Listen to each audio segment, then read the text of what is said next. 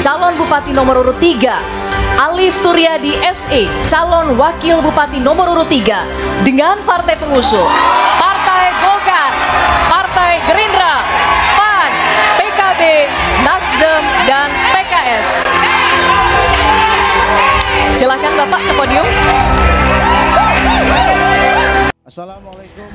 Pasangan calon Bupati dan Wakil Bupati Kutai Kartanegara, Dendi Suryadi dan Alif Turyadi, menampilkan performa memukau dalam debat kedua Pilkada Kukar 2024 yang digelar di Jakarta dan disiarkan secara langsung oleh salah satu televisi nasional pada Selasa malam 19 November 2024.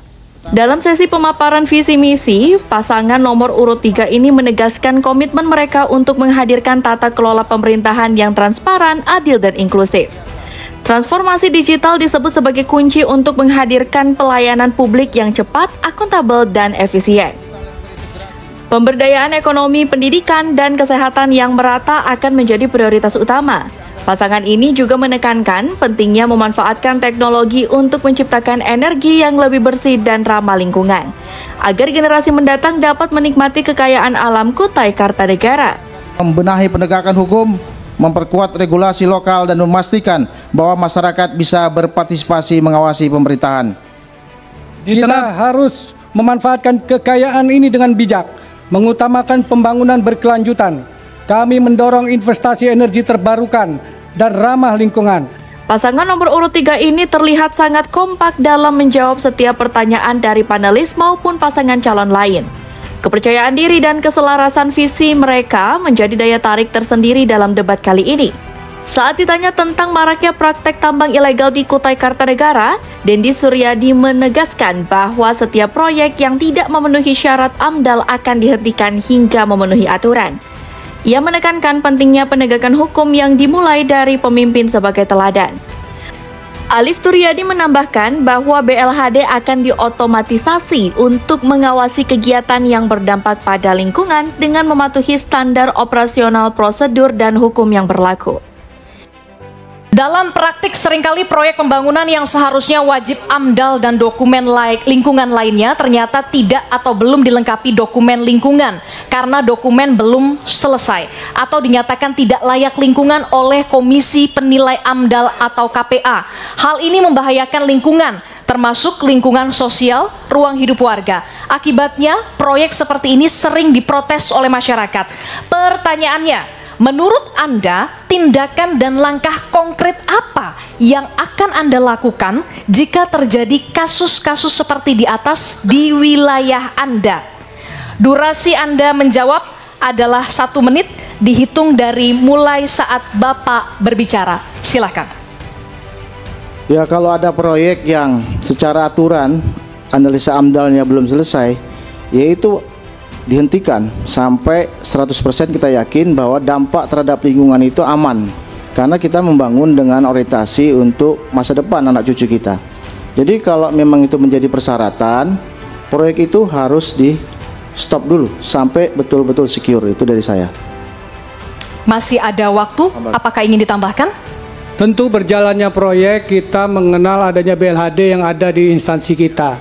Maka BLHD ini harus mengasistensi seluruh kegiatan-kegiatan yang berdampak kepada AMDAL tersebut.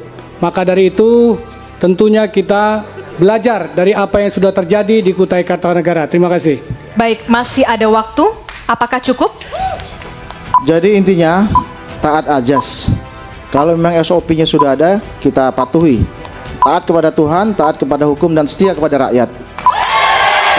Jangan diizinkan kalau memang belum selesai persyaratannya. Demikian. Baik, cukup. Baik, waktu Anda habis. Terima kasih. Baik, kita berikan tepuk tangan yang meriah untuk seluruh calon bupati.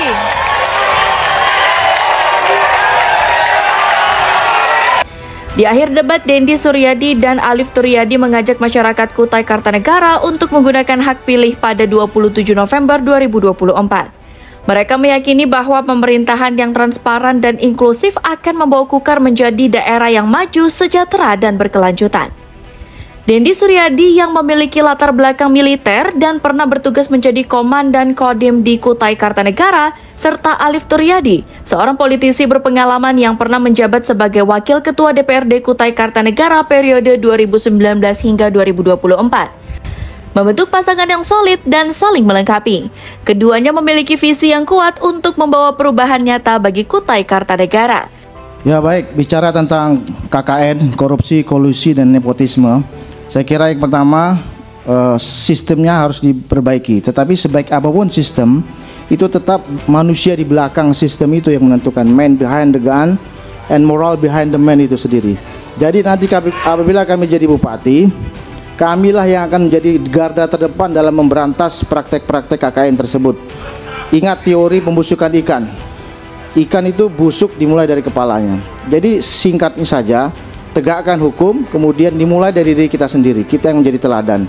Oleh sebab itu, kepada seluruh masyarakat Kabupaten Kutai Kartanegara yang tercinta, malam hari ini kami berdiri di sini memohon dukungan dan bantuan pada hari H tanggal 27 November 2024 beramai-ramai menuju ke TPS masing-masing menggunakan hak suaranya dengan cara membuka kertas suara, melihat, membaca bismillah dan pilih paslon nomor 3.